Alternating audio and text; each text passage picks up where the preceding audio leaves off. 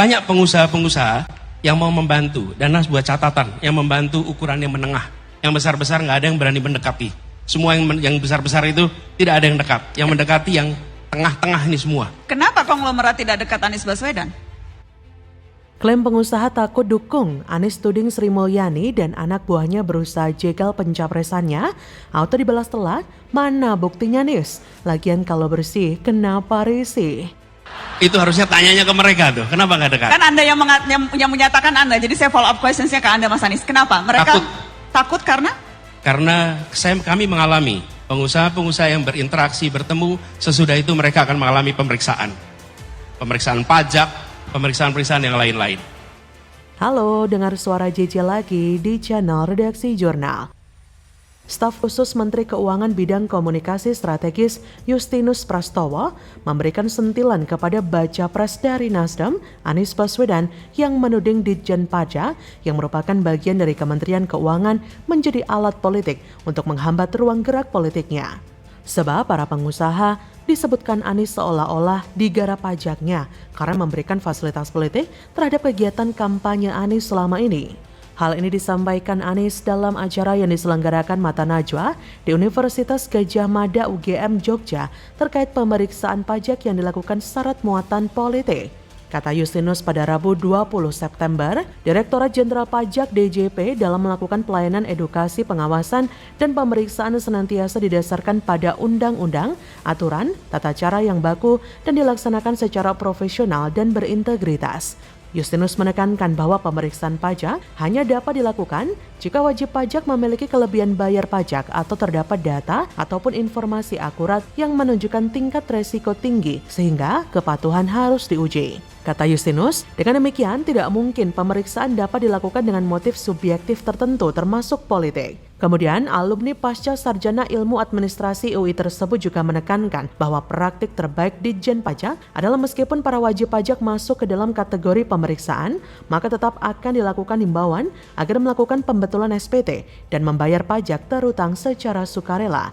Hal ini sekaligus memberikan penekanan bantahan kepada Anies bahwa instrumen negara disebutnya sudah diperalat untuk melakukan praktik politik. Sebab kata Justinus, Kemenke dan DJB selalu berkomitmen menjaga integritas dan akan menindak tegas semua pelanggaran yang dilakukan pegawainya. Kata Justinus, dengan demikian kami klarifikasi informasi yang Bapak terima perlu diperjelas dan tudingan ada penggunaan alat negara untuk kepentingan politis tertentu dipastikan tidak benar. Justinus pun yang juga alumni Sekolah Tinggi Akuntansi Negara ini menjelaskan jika DJP adalah alat negara yang digunakan secara deliberatif untuk menghimpun partisipasi rakyat, bergotong royong dengan membayar pajak demi kebaikan bersama. Justinus juga berpesan kepada semua baca pres termasuk Anies untuk membantu negara dalam memberikan edukasi kepada masyarakat agar sadar terhadap kewajiban mereka terhadap negara untuk membayar pajak. Sebelumnya, Anies Baswedan mengklaim terdapat sejumlah pengusaha menengah hingga besar yang takut untuk mendukungnya sebagai capres di Pilpres 2024. Anies beralasan karena para pengusaha itu takut lantaran terdapat sejumlah pengusaha yang diperiksa laporan pajaknya usai bertemu atau berinteraksi dengannya.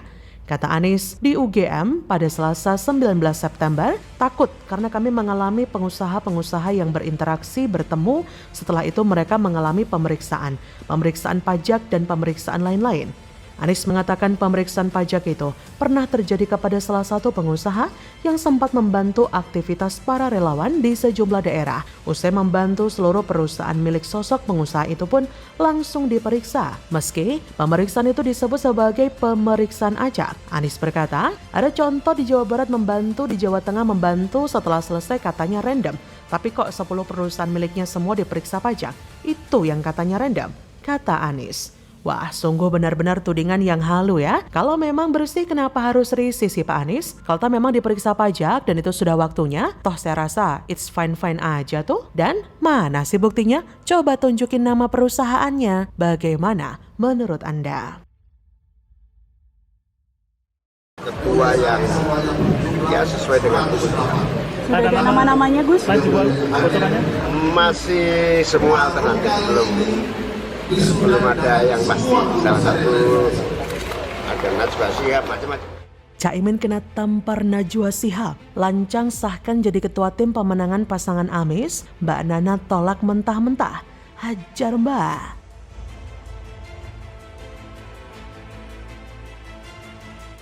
Halo, selamat datang di channel Redaksi Jurnal bersama JJ.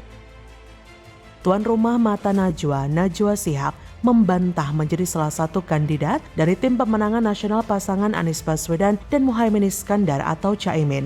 Bantahan itu disampaikan Nana usai Partai Kebangkitan Bangsa atau PKB dengan lancang mencatut namanya masuk dalam tim pemenangan Anies Caimin yang tengah digodok. Ia menegaskan tidak akan terlibat dalam tim ses kandidat manapun pada pemilu 2024.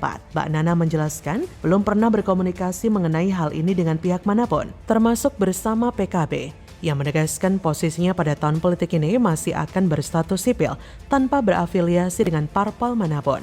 Mbak Nana berkomitmen sebagai bagian dari insan pers akan terus memperjuangkan dan mengawal demokrasi di Indonesia untuk semakin lebih baik lagi. Penolakan itu juga terlihat di akun Instagram pribadi Nana. Jadi bisa dibilang Najwa menampar muka Anies dengan telak. Dan Caimin dengan telak. Najwa dengan tegas dan nyata menelanjangi siapa sebenarnya pasangan duet Anies dan Imin.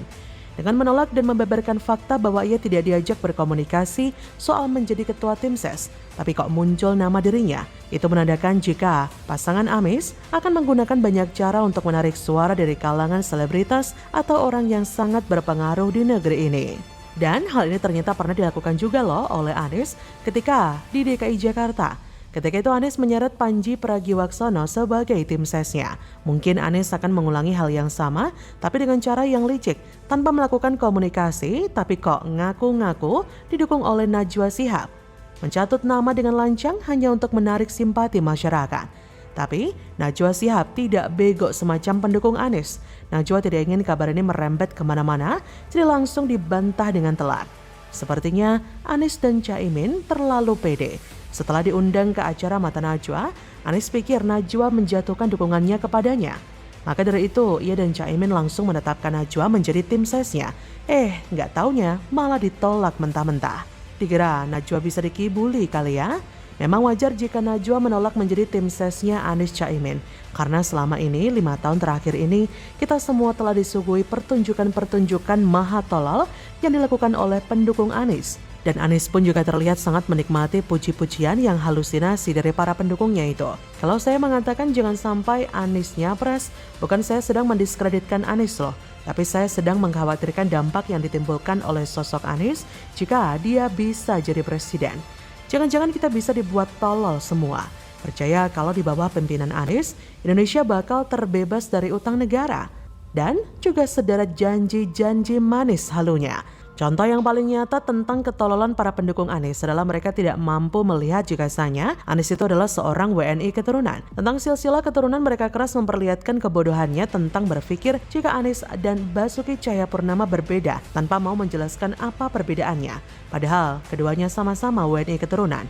Bukan hanya itu saja, ketika Anies sudah kelar jabatannya, tapi justru banyak warga yang stres dan kecewa. Selokan tidak dikeruk, naturalisasi diperdebatkan dengan normalisasi, padahal intinya si Anies ini tidak mau mengerjakannya, sehingga janji kampanyenya tidak ada yang terwujud. Bahkan sampai digugat warga. Maka dengan demikian, jika telah lihat dari daftar ketidakbecusan Anies dalam memimpin Jakarta, sudah jelas terang benderang, dan masih tetap memilih Anies berarti memang orang-orang itu sudah mabok kencing onta, sehingga akal sehatnya sulit untuk berfungsi lagi. Jadi wajar ya kenapa Najwa ini menolak jadi tim sesnya Anies. Karena salah satunya ketidakbecusan Anies dalam bekerja. Saya rasa 5 tahun Jakarta bisa jadi buktinya. Lagian, elektabilitas mentok nomor 3 kok berani-beraninya minang Najwa Shihab? Tentu saja ditolak. Bagaimana menurut Anda?